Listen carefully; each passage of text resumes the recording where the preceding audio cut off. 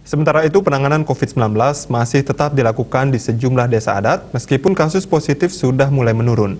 Di tengah berbagai pelonggaran aktivitas terkait Bali telah menjalani PPKM level 2, segala aktivitas krama desa adat termasuk upacara adat di Bali yang terbilang cukup padat harus selalu menerapkan penerapan protokol kesehatan secara lebih ketat. Hampir 2 tahun pandemi COVID-19 melanda Bali, sejumlah sektor sangat terpukul akibat merebaknya virus mematikan tersebut. Berbagai upaya terus dilakukan sejumlah desa adat di Bali untuk meminimalisasi kasus COVID-19.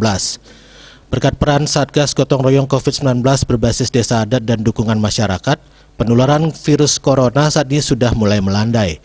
Seperti halnya desa adat Kintamani yang terus melakukan penanganan COVID-19 sesuai dengan arahan Gubernur Bali Wayan Koster. Sekitar 80% warga desa adat Kintamani sudah divaksinasi anti COVID-19. Lansia yang tersisa dan belum divaksinasi sebanyak 220 warga.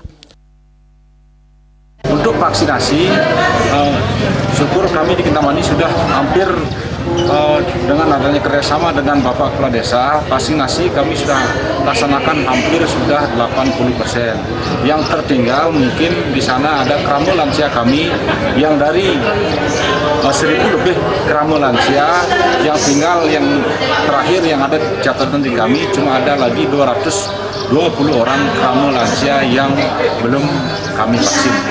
Untuk persiapan untuk melaksanakan protokol kesehatan, kami di desa adat telah memerintahkan masing-masing klien banjar adat dan klien banjar dinas untuk